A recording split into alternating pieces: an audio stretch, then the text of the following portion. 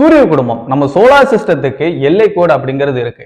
சூரிய குடும்பத்தை தாண்டி நம்மளுடைய மில்கி வே கேலக்சியான பால்வெளி அண்டத்துக்கு கூட ஒரு எல்லை அப்படிங்கிறது இருக்கு.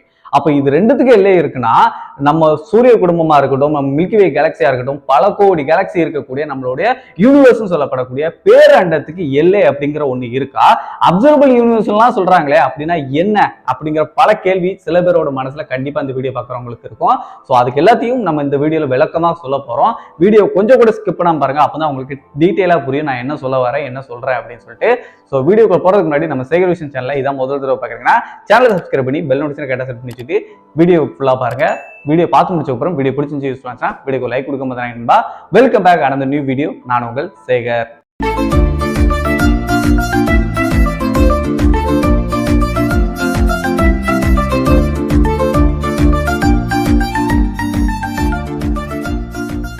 இப்போதைக்கு நம்மளோட பூமி உருவாக்கி கிட்டத்தட்ட 400 கோடி வருஷங்கள் ஆகுது.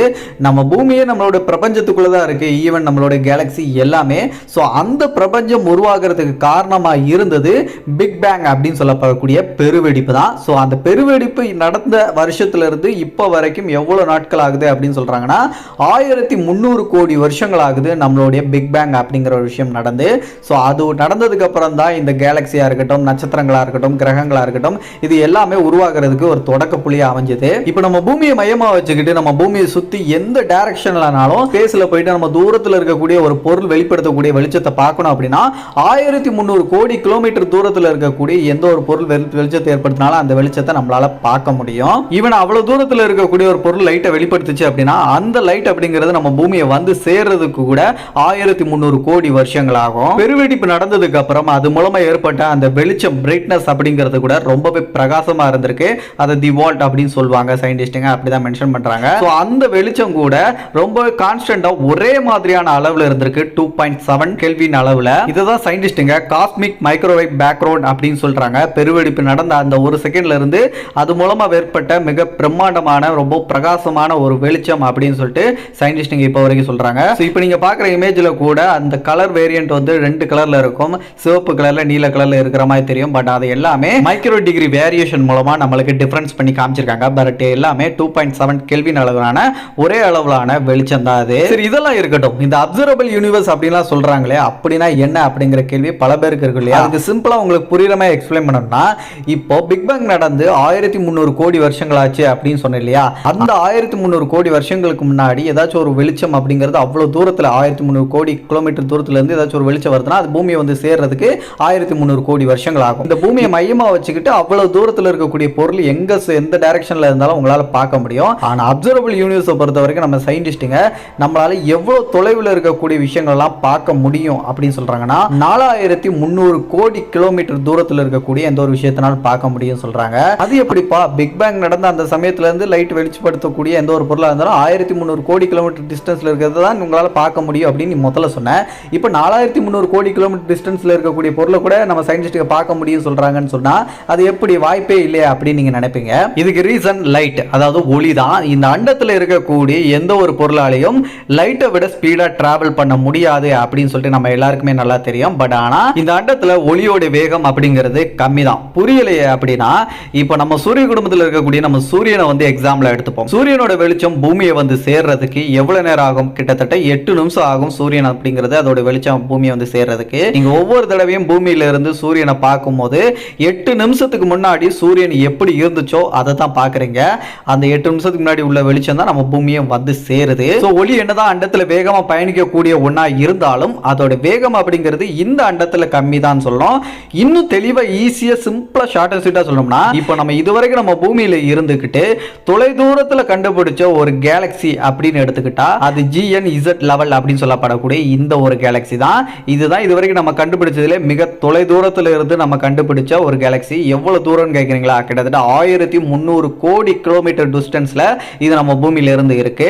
சோ பிக் பேங் நடந்து ஒரு 400 கோடி வருஷங்கள்ல இது வந்து உருவாகி இருக்கு இந்த ஒரு மிகப்பெரிய கேலக்சி அப்படிங்கிறது. சோ அவ்வளவு வருஷத்துக்கு அப்புறம் உருவான அந்த கேலக்சியை தான் நம்ம வந்து கண்டுபிடிச்சிருக்கோம், அது வெளிப்படுத்தின அந்த வெளிச்சத்தை வச்சு. பட் இந்த கேலக்சியை இன்னொரு டைம் பார்க்கணும் அப்படின்னு நினைச்சீங்கன்னா கண்டிப்பா உங்களால பார்க்க முடியாது. ஏன்னா அது அந்த இடத்துல இருக்காது. இதுக்கு ரீசன் பாத்தீங்கன்னா நம்மளுடைய யூனிவர்ஸ் அப்படிங்கிறது வேகமா, அதுவும் லைட்டோட ஸ்பீடை விட அதிவேகமா வந்து எக்ஸ்பெண்ட் ஆகிட்டு இருக்கு. ஸோ அந்த ஒரு காரணத்தினால நம்மளால திரும்ப மறுபடியும் அதை வந்து பார்க்கணும்னு நினைச்சோம்னா பார்க்க முடியாது. ஸோ இதை தான் சயின்டிஸ்ட்டுங்க ஹபிள் ஸ்பியர் அப்படிங்கிற ஒரு விஷயத்தை கண்டுபிடிக்கிறாங்க.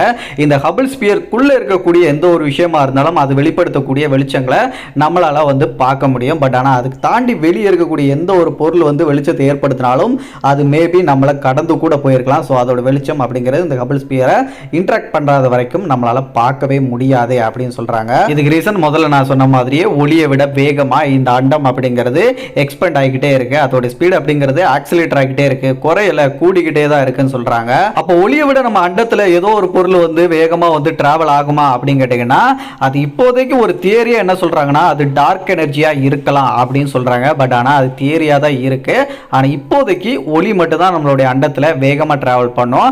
பட் அது கூட அண்டத்தோட எக்ஸ்பெண்ட் ஆகக்கூடிய ஸ்பீடோட கம்பேர் பண்ணா ஒளியோட வேகமும் கம்மி தான். நம்மளோட யூனிவர்ஸ் வந்து எக்ஸ்பெண்ட் ஆகுறதுனால அந்த ஒரு கேலக்சி மட்டும்தான் வந்து அது நகர்ந்துகிட்டு ரொம்ப தொலை தூரத்துல வந்து போய்கிட்டு இருக்கா அப்படின்னு கேட்டீங்கன்னா கண்டிப்பா கிடையாது. பல கோடி நட்சத்திரங்களா இருக்கட்டும், கேலக்சி மற்ற கேலக்சிகளா இருக்கட்டும், இது எல்லாமே கொஞ்சம் கொஞ்சமா இந்த எக்ஸ்பெண்ட் ஆகக்கூடிய யூனிவர்ஸோட டிராவல் பண்ணி அது நகர்ந்துகிட்டே தான் இருக்கு, மூவ்மெண்ட் ஆகிட்டே தான் இருக்கு அப்படிங்கிறத உண்மை. ஈவன் நம்மளுடைய கேலக்சியா இருக்கட்டும், நம்மளுடைய சூரியன் பூமி எல்லாமே நகர்ந்துகிட்டே தான் இருக்கு இந்த எக்ஸ்பெண்ட் ஆகக்கூடிய இந்த யூனிவர்ஸோட டிராவல் பண்ணி. ஒரு கேலக்சி இவ்வளவு தூரத்துல தான் இருக்கு அப்படிங்கறத எப்படி வந்து சயின்டிஸ்ட் கண்டுபிடிக்கிறாங்கிற ஒரு கேள்வி கூட இப்போ உங்க மனசுல வந்திருக்கலாம். ஆக்சுவலா பாத்தீங்கன்னா இந்த விசிபிள் ஸ்பெக்ட்ரோமீட்டர் மூலமா நம்ம பார்க்கும்போது ஒரு கேலக்சி எமிட் பண்ணக்கூடிய அந்த லைட் அப்படிங்கிறதுல அந்த லைட் வேவ்ஸ் அப்படிங்கிறது டிராவல் பண்ணி பூமியை வந்து சேரும் இல்லையா? அப்படி பூமியை வந்து சேரும் போது அந்த லைட் வேவ்ஸ் அப்படிங்கிறது கொஞ்சம் கொஞ்சமா ஸ்ட்ரெச் ஆகி அப்படியே வளைஞ்சு தான் வரும். அதை இந்த விசிபிள் ஸ்பெக்ட்ரம்ல பார்க்கும்போது அந்த வேவ் அப்படிங்கிறது பார்க்கறதுக்கு என்ன நிறத்துல இருக்கு அப்படின்னு சொல்லிட்டு முடிவு பண்ணுவாங்க. அது ரெட் கலர்ல இருந்துச்சுன்னா ரொம்ப தொலை தூரத்துல இருந்து அந்த எமிட் பண்ண அந்த லைட் அப்படிங்கிறது நம்மளை வந்து சேர்ந்திருக்கு அப்படின்னு முடிவு பண்ணுவாங்க.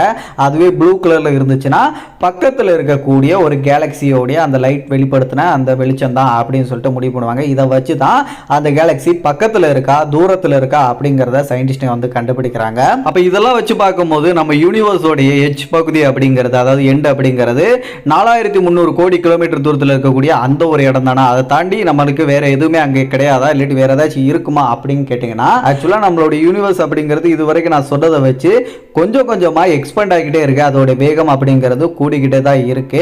நம்ம கேலக்சில இருந்து நம்ம இன்னொரு வேற கேலக்சியை நம்ம பார்க்குறோம் அப்படின்னா அது ரொம்ப தொலை தூரத்தில் இருக்கும். அண்ட் தொலை தூரத்தில் இருக்கிறதையும் தாண்டி அந்த கேலக்சியை தாண்டி நம்மளால பார்க்க முடியல. எக்ஸாம்பிளா நான் முதல்ல சொன்னேன் அந்த தொலை தூர கேலக்சியை கூட எடுத்துக்கோங்க. அந்த கேலக்சியை தாண்டி வேற கேலக்சி இருக்கா அப்படிங்கிறது நம்ம கண்ணுக்கு தெரியல. காரணம் அது வெளிப்படுத்தக்கூடிய அந்த லைட் அப்படிங்கிறது நம்மளை வந்து சேராதனால அங்கே எதுவுமே இல்லாத மாதிரியான ஒரு தோற்றம் தான் நம்மளுக்கு கொடுக்குது. பட் ஆனால் மேபி அங்கே நிறைய கேலக்சிகள் இருக்கலாம். ஸோ இப்போதைக்கு நம்ம கண்ணுக்கு தெரியுது அந்த கடைசி கேலக்சின்னு சொல்லிட்டு நம்ம அதை வந்து கடைசியாக கண்டுபிடிச்சு அந்த கேலக்சியை தான் சொல்றோம். ஸோ அதே மாதிரி அந்த கேலக்சியில் தொலை தூரத்தில் இருக்கக்கூடிய கேலக்சியில் இருந்துக்கிட்டு நம்ம கேலக்சி நம்ம பார்க்குறோம் அப்படின்னா அந்த பாயிண்ட் ஆஃப் வியூல நம்மளோட கேலக்சி தான் லாஸ்ட் இருக்கக்கூடிய கேலக்சி, இதுக்கப்புறம் ஒண்ணுமே கிடையாது போலப்பா அப்படின்னு தோணும். ஸோ இதெல்லாம் வச்சு தான் காஸ்மிக் மைக்ரோவேவ் பேக்ரவுண்ட் அப்படின்னு சொல்லிட்டு நம்ம முதல்ல காட்டினா அந்த இமேஜை வந்து உருவாக்குனாங்க, ஒரு வரையறை பண்ணாங்க. நம்ம கண்களுக்கு எதெல்லாம் வந்து விசிபிளா அந்த வெளிச்சம் அப்படிங்கிற ரிசீவ் பண்ணக்கூடிய அளவுக்கு இருக்குதோ அதுதான் அப்சர்வபிள் யூனிவர்ஸ் அப்படின்னு சொல்லிட்டு அந்த வரையறையை பண்ணாங்க. அதை தாண்டி இன்னும் நிறைய விஷயங்கள் இருக்கலாம், ஆனா அதோட லைட் நம்மளை வந்து சேரல. ஸோ சிம்பிளா அவ்வளவுதான். இதெல்லாம் வச்சு இன்னும் சில ரிசர்ச்சர்ஸ் எல்லாம் என்ன சொல்றாங்க, சயின்டிஸ்ட் என்ன சொல்றாங்கன்னா நம்ம யூனிவர்ஸ் அப்படிங்கிறது ஒரு இன்ஃபினிட்டி அப்படின்னு சொல்றாங்க. இன்னும் சில பேர் வந்து இன்ஃபினிட் அப்படின்னு சொல்றாங்க. அதாவது பிரபஞ்சத்துக்கு முடிவு அப்படிங்கிறது இருக்கு அப்படின்னு சொல்ற ஒரு கூட்டம் இருக்கு. பிரபஞ்சத்துக்கு முடிவே இல்லை, அது பாட்டு போய்கிட்டே இருக்கும், எல்லையற்றது அப்படின்னு சொல்றவங்களும் இருக்கத்தான் செய்யறாங்க. இந்த இன்ஃபினிட் அப்படின்னு சொல்லப்படுற அந்த ஒரு விஷயத்தெல்லாம் நம்ம வந்து இன்னும் ஆராய்ச்சி நம்ம தெரிஞ்சுக்கணும்னு ஆசைப்பட்டோம்னு வச்சுக்கோங்களேன், நம்ம தலையே சுத்திரும். அந்த அளவுக்கு ஏகப்பட்ட விஷயங்கள் இந்த ஒரு விஷயத்துல மட்டுமே இருக்கு. ஸோ அதை பற்றி வீடியோ வேணுமா வேண்டாமா அப்படின்னு சொல்லிட்டு இப்போவுமே மறக்காமல் கமெண்ட்டில் சொல்லுங்கள். கண்டிப்பாக நான் அதுக்கு எக்ஸ்பிளைன் பண்ணி வீடியோ போடுறேன்.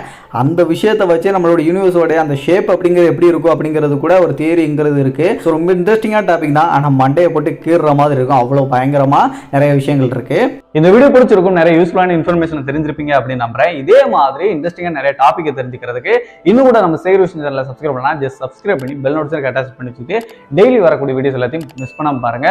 அதே மாதிரி ஒவ்வொரு வீடியோ பார்க்கும்போது வீடியோக்கு ஒரு லைக் கொடுக்க மாட்டேன். நீங்க கொடுக்குற லைக் மூலமா தான் எனக்கு அடுத்தடுத்த வீடியோஸ் போடுறதுக்கு ஒரு மோட்டிவா இருக்கும். ஸோ இந்த வீடியோ கொடுக்கலன்னா இப்பவே கொடுத்துருங்க. மற்ற வீடியோஸை பார்க்கணும் மேலே ஐகான் லிங்க் கொடுத்துருக்கேன், செக் பண்ணிக்கோங்க.